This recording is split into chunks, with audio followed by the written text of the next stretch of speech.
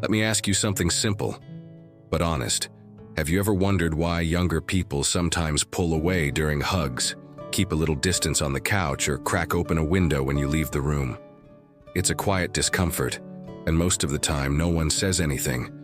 But deep down, maybe you've felt it. You're not alone. And no, you're not dirty, lazy, or unkempt. In fact, the truth is far more common and far more fixable than most people realize. By the end of this video, you'll understand exactly why this happens, what causes it, and most importantly, what you can do starting today to feel fresh, confident, and connected again. If you've ever caught someone flinching slightly when you leaned in, or if a little one whispered something innocent that still stings, don't turn away. This is the moment things begin to change. Because here's the reality. As we age, our bodies change in ways we can't always smell, but others can. It's not about soap. It's not about how often you shower. It's about science. And it starts with something no one ever taught us. There's a specific scent that comes with aging, and it has a name, none. Most people over 60 produce it without knowing, and nearly 99% can't smell it on themselves. It's subtle, grassy, slightly oily, maybe musty. But it sticks. It clings to clothes, hair, even furniture. And once you know it's there, it's hard to unknow it. But here's the good news. It's completely fixable. Not with perfume, not with expensive lotions, but with knowledge and a few simple daily habits. So stick with me, because you deserve to hug your grandkids without fear, to sit close without second guessing, to walk into a room and feel seen, not sniffed. Let's start with the truth behind this scent, why it shows up, and what your body's been trying to tell you all along. Let us break it down. The 3 biggest biological changes that lead to that scent no one talks about, but everyone notices. First, sweat. You might think sweating less with age is a good thing. No more damp clothes, right? But there's a downside most people never consider. Sweat isn't just about cooling off. It's how your body removes toxins. When you're younger, your body pushes out about a quart of sweat daily, flushing out bacteria, waste, and dirt. But after 60, sweat production drops drastically. And when sweat slows down, toxins stay trapped under your skin. They feed bacteria. And that combination creates an odor, subtle but persistent. Second, your skin's oil changes. After 50, your skin starts producing a fatty compound called 2-nonenal. It builds up in areas like your back, chest, and neck, especially in warm, enclosed places like under the breasts, around the navel, and behind the ears. 2-nonenal isn't found in young people, but in older adults it sticks to the skin and gives off a greasy, grassy scent that no soap alone can erase. And third, your mouth gets drier. Saliva does more than help you eat. It keeps your mouth clean. It washes away bacteria, balances pH, and prevents odor. Hence, after 60, saliva drops by up to 50%. That dry mouth becomes a perfect place for odor-causing germs to grow. So even if you brush regularly, your breath might still carry a scent you can't smell, but others can. Now, here's where things start to shift. These changes aren't your fault. They're not about laziness or poor hygiene, they're biology. But there's something powerful you can do. Understand where these changes happen and clean those areas with intention. Because most people shower, but they miss the 3 key zones where up to 90% of odor builds up. They wash their arms, their legs, maybe their chest. But forget the folds, the creases, and the hidden pockets where oil and bacteria hide. So let's talk about them. 3 body zones that matter more than you think, and how washing them properly can change everything.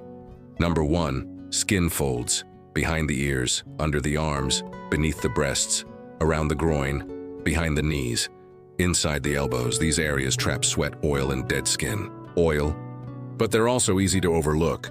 Use a soft washcloth with warm water, not hot, and a gentle soap. Get in there, be thorough, not rough, just consistent. Number 2, hairy areas. Your scalp, your chest, your underarms. These places collect sebum, natural skin oil, that bacteria love. And unless you're massaging shampoo into the scalp, or scrubbing underarm hair with real intention, that oil builds up. Use your fingertips when shampooing. Lather fully, rinse well, dry completely. And number 3, your feet and hands. The soles between your toes, the palms of your hands, packed with sweat glands often covered up. These areas become odor factories if not cleaned well. Scrub them daily. Dry them fully. Rotate your shoes, wear breathable socks. This small habit makes a big difference fast. The truth is, a few mindful adjustments in your cleaning routine can erase years of discomfort, restore closeness with your loved ones, and give you back something we all deserve: comfort in your own skin. Now that you know where the odor starts and why, let us shift to what you can do beyond the shower. Because real freshness doesn't come from scrubbing harder, it comes from caring smarter. Let's begin with hydration. You've probably heard drink more water 1,000 times. But did you know warm water, especially first thing in the morning, can flush out toxins before they reach your skin? When your kidneys get that gentle early cleanse, they filter more waste through urine, instead of pushing it out through your pores. That means less buildup on your skin and less food for odor-causing bacteria. Try this. Drink a full glass of warm water right when you wake up.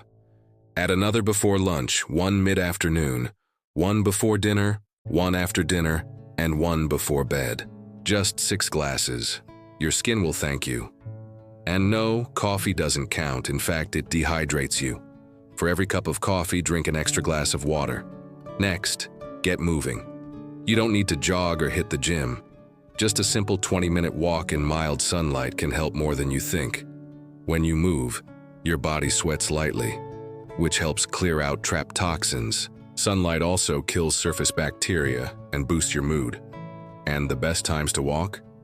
Before 10 a.m. or after 4 p.m., when the light is gentle but effective. One patient told me, "I started with 5 minutes around the block. Now I walk 20. I don't just smell fresher, I feel lighter." The third habit might surprise you: the temperature of your shower. Many older adults love a hot, steamy wash, especially on chilly mornings. But hot water strips the skin of its natural barrier. That leads to dryness, which traps odor rather than removes it. So keep it warm, not hot. Between 100 degrees and 104 degrees is just right. Once a week, try a 15-minute soak in a warm bath to open your pores and release deeper buildup. And don't forget, dry thoroughly, especially those hidden areas we mentioned, behind the ears, under the chest, and the folds. Bacteria love moisture. Damp skin is a breeding ground. These 3 small habits, hydration, movement, mindful bathing, can change not just how you smell but how you feel in your body. Lighter, fresher, more alive. And here's the real magic. Your loved ones notice too. They linger longer in conversation, they hug you tighter, they don't flinch or pull away. Because the truth is, freshness isn't just about hygiene. It's about feeling good in your own skin and inviting others into that comfort with you. Now let's move from what goes on your body to what goes in it. Because what you eat doesn't just affect your energy or digestion, it affects how you smell. You've heard the phrase, "You are what you eat," but here's the twist. You also smell like what you eat. And as you age, your diet plays a bigger role in how your body manages waste and odor. Let's start with antioxidants. Aging increases a process called oxidation. That is what causes cells to break down and contributes to that musty scent we often associate with older adults. But antioxidants fight that process. They neutralize toxins before they reach your skin or breath. And no, you don't need exotic powders or pricey pills. Just simple, accessible foods. Apples, tomatoes, strawberries, blueberries, brown rice, oats, and whole grains. One man told me, "I started eating 1 apple and 1 tomato every day. Within weeks, my granddaughter hugged me longer." Next up, garlic. Yes, garlic. It might make your breath stronger in the short term, but long term, it's your ally. Garlic is a natural antibiotic. It kills odor-causing bacteria from the inside. Roast it, add it to soups, or saute it with vegetables. Just 1 or 2 cloves a day can make a big difference. Then there's water-rich produce, things like watermelon, cucumbers, and pears. They help your kidneys flush out toxins through urine instead of through your skin. The result? Fresher breath, cleaner skin, and fewer lingering odors. One woman told me, "I started eating half a cucumber and 1 tomato a day. After a month, my daughter stopped lighting candles when I visited." But just as important as what you add is what you reduce. Cut back on coffee, alcohol, and greasy foods. Coffee and alcohol dehydrate the body, which concentrates odor.